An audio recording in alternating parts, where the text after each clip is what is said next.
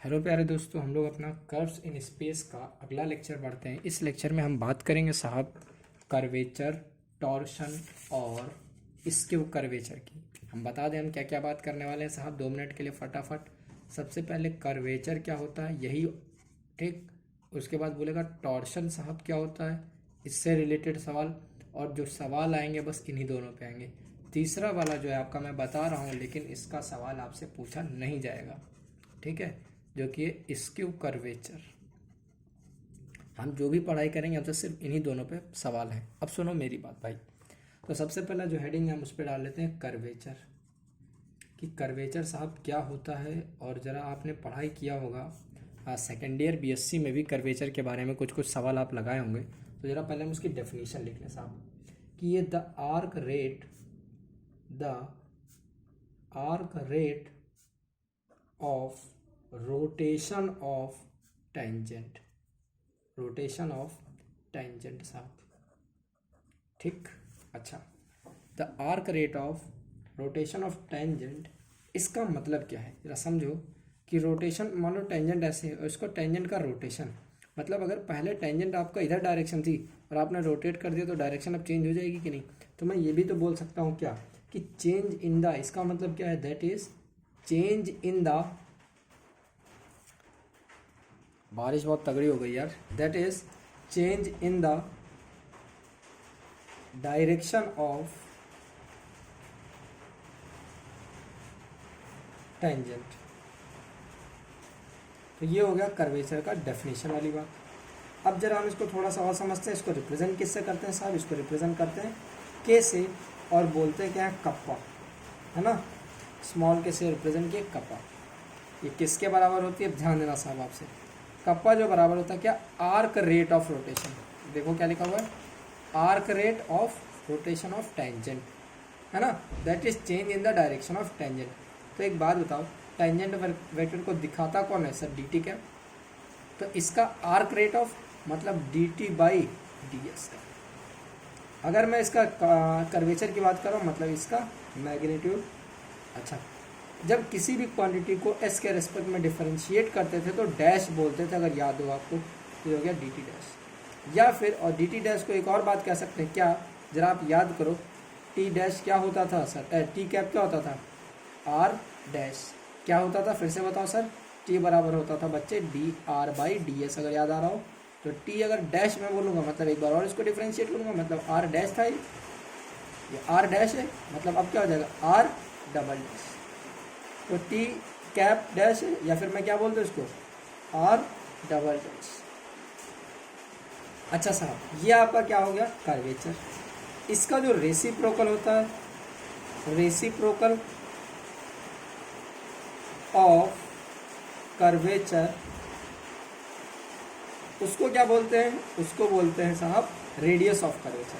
तो reciprocal of curvature is called radius of curvature.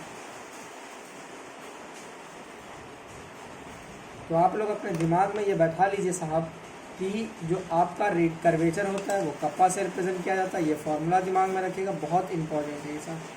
अगर इसका आपसे बोला जाए कि रेडियस ऑफ कर्वेचर क्या होता है, तो उसी का रेसिप्रोकल रिप्रेजेंट करते हैं उसको रो से। तो रो बराबर क्या हो गया, 1/k। के क्या है साहब, बोलो आप सर। के जो है आपका वो है कर्वेचर, और जो रो है वो आपका है रेडियस ऑफ कर्वेचर। बहुत तेज बारिश हो रही है आज यहाँ पे, रेडियस ऑफ कर्वेचर, ठीक है साहब। ये बात हो गई। अभी इस पर मैं सवाल अभी कुछ नहीं कराऊंगा। अभी मैं इस पर सेरेट फेरेट फॉर्मूला बताऊंगा अगले में, उसके बाद फिर सवाल होंगे। अभी बस समझना है साहब ये चीज़ें। अच्छा, उसके बाद हम बात करते हैं सर, हमारी कर्वेचर की बात हो गई यार फटाफट, है ना। अब अगले टॉपिक पे बढ़ते हैं, और अगला टॉपिक साहब क्या है, टॉर्शन। तो टॉर्शन पे आ गए भाई। तो टॉर्शन क्या, जरा वो देखिए। तो टॉर्शन को भी भैया कुछ होगा क्या, ये भी वैसे ही है। तो जरा ध्यान दो, the arc rate of rotation, लेकिन किसको बोलो जरा, बाई नॉर्मल को, रोटेशन ऑफ बाई नॉर्मल। अगर साहब आपको डायग्राम याद हो जो पिछले लेक्चर में मैंने बताया था, तो ध्यान करो क्या था वो साहब। सर ये अगर आपका टी कैप है तो ये क्या था, एन कैप, तो ये क्या था, बी कैप। अभी हमने टी का जो रोटेशन बताया टी कैप का, इसको क्या बोला गया, कर्वेचर। और अब मैं बात कर रहा हूँ बी कैप का। रोटेशन का, है ना। तो arc rate of rotation of binormal at any point P is called torsion vector, अच्छा, अगर इसका मैग्नीट्यूड की बात करें तो ये कैसे रिप्रेजेंट होता है, देखो जैसे बच्चे, जैसे आप कर्वेचर को कप्पा से रिप्रेजेंट किए हो, वैसे ही टॉर्शन को टाउ से रिप्रेजेंट करते हैं, पहली बात। अच्छा, अब ये किसके बराबर है, अगर आपके मन में सवाल उठे तो आप खुद बताओगे। आर्क रेट की बात हो रही, इसका मतलब आर्क रेट ऑफ क्या, रोटेशन किसका, बाई नॉर्मल का। आर्क मतलब डी एस के रेस्पेक्ट में किसका, ये समझ में आया, या फिर मैं क्या बोल दूँ, ये बी डैश। अच्छा साहब, तो एक बात बताओ बच्चा, टी का हो गया रोटेशन तो बोला गया कर्वेचर, बी का रोटेशन हो गया बोला गया टॉर्शन। हमको 3 चीज़ पढ़नी थी, कर्वेचर, टॉर्शन और स्क्यू कर्वेचर। इसका मतलब एन का अगर रोटेशन करेंगे आर्क, मतलब D N cap by D S हमसे पूछा जाएगा, तो यही क्या होगा, स्क्यू कर्वेचर होगा। आ जाओ उसको भी लिख लेते हैं फटाफट, और तीनों में क्या रिलेशन है जरा वो देख लें, ठीक है। अब जरा समझो साहब, अगला सवाल है, अगला टॉपिक जो है वो है स्क्यू कर्वेचर, है ना, स्क्यू कर्वेचर। तो स्क्यू कर्वेचर फिर वही अंग्रेजी क्या, आप लोग अब खुद लिखेगा इसको, द आर्क रेट ऑफ किसका होगा इस बार, बोलो एन कैप का, है ना। तो अगर मैं बोलूँ स्क्यू कर्वेचर को, तो स्क्यू कर्वेचर आपका जो होगा वो हो जाएगा आपका D N cap by D S. बोलो साहब, कोई दिक्कत समस्या परेशानी, ठीक है। तो इसका ये किसके बराबर हो जाएगा साहब, ये आपका हो गया स्क्यू कर्वेचर को। अच्छा, एक और बात सुनो, एक रिलेशन होता है कर्वेचर, टॉर्शन और स्क्यू कर्वेचर का।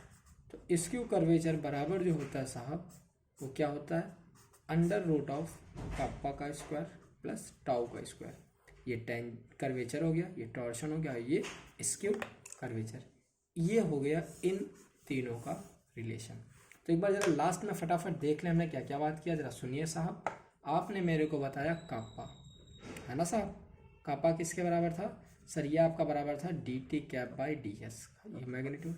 आपने बताया टॉर्शन, टॉर्शन किसके बराबर था, D B by D S का मैग्नीट्यूड। और आपने मेरे को बताया स्क्यू कर्वेचर, इसको रिप्रेजेंट करने का कुछ नहीं दिया है मेरे पास अभी, तो ये हो जाएगा D N cap by D S का मैग्नीट्यूड। तो साहब इस छोटे से वीडियो में इतना ही रखते हैं, अगले वीडियो में हम बात करेंगे सेरेट फेरेट फॉर्मूले के। Thank you class.